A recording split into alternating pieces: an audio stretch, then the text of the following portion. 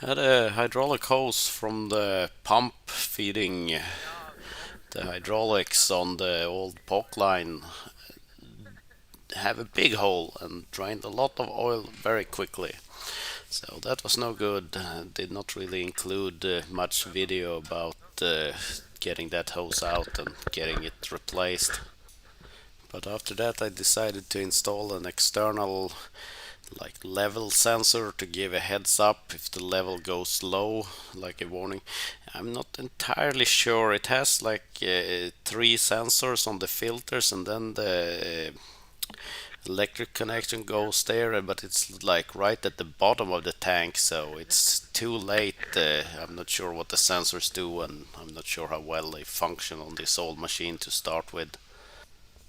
On this machine, the lid back here, it has like a close-off valve. You can pull up on that pin and remove a little like collar on there and let it down, and it actually blocks the outlet of the tank. So if you need to undo the pump itself for some reason, you can retain the oil inside the tank without having to drain everything. I've never seen this on any other machine, but it has it.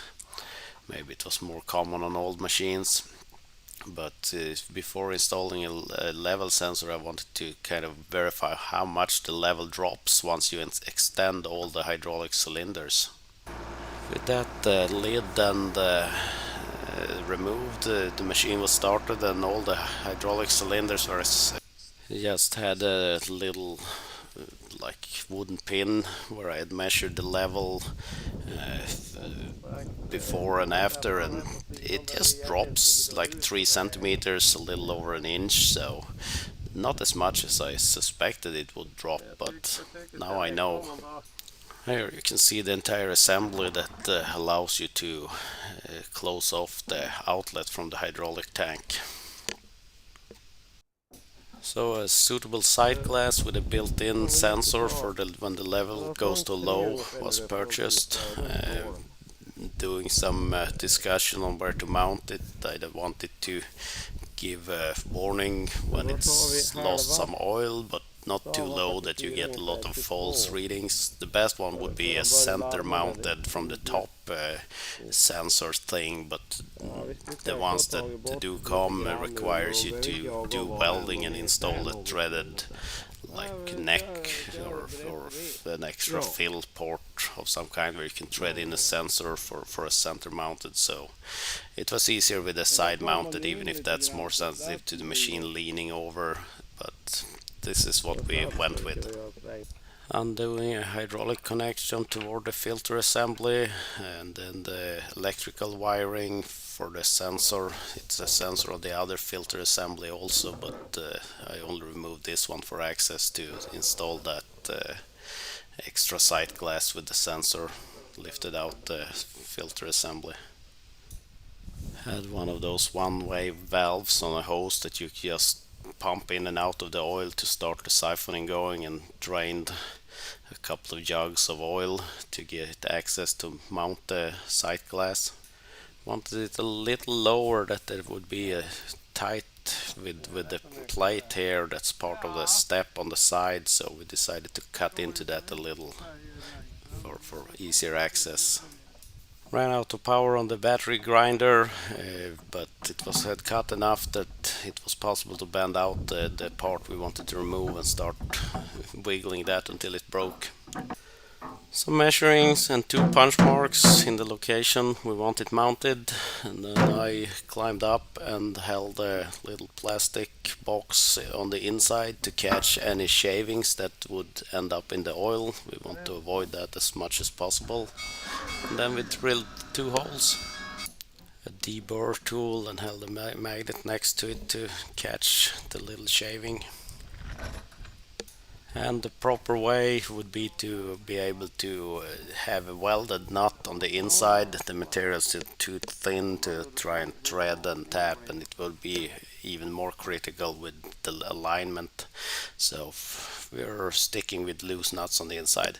The hydraulic oil tank actually has a baffle with a quite fine mesh, so even and this is on the correct side, so even if a nut would come undone and drop down in there, it would start leaking oil also, but it wouldn't be sucked into the pump at least. So this is what we're going with, and some strong Loctite, and hopefully it will outlast the machine. Started with 5 newtons, torquing it, and then up to the specified 8 newton. So the side glass is installed. I will write with a permanent marker on the tank that there are loose nuts on the inside. If I have a leak in the future, I will have to mess with pulling the filter out, but that's a problem for future me. And then it was about installing the electrical part of this, and it's also a dirty installation. Had measured before installing it. It's a 3-pin connector. I think one could be used as a ground and 2 of them are signal. I also asked for specification. It's only rated for 0.25 amps. That's quite low, so I needed a indicator or warning. I wanted a flashing light in the cab to be triggered by this, but I couldn't find a good small flashing light, so I went with like an LED light for a trailer that was cheap and available locally, even if it's not pretty, as you will see. Just double checking that the main switch on the machine is working. I have some old wiring here that was used to feed a volt gauge that broke. That will also be replaced now. Installed a 0.2 amp fuse. In between here I'm just twisting wiring to test that everything functions when we fill the oil. Had to remove a cover plate under the machine for access here and hooking up the extra wiring. A really ugly temporary installation here with the twisting wires together just to test it, and it lights up when the level is too low. We filled oil, it turned off when the level rose, and the camera ran out of power. I've started using my old camera again. That doesn't matter if you switch batteries in it. The new one, you have to set the date for all the videos not to be in the wrong order. So then I brought some parts up to the garage to kind of do some ugly ass mount for it. Some little piece of leftover thin metal was found, was cut, bent, drilled. I decided to just pop rivet it onto the ugly ass mount for the volt gauge that used to be there. That will be replaced with a functioning one. I've received more forest plants. This year they arrived frozen, and I've covered them here to slow down the process that they defrost, because I will not be able to tackle these until Monday next week. It says it's 12 degrees in here.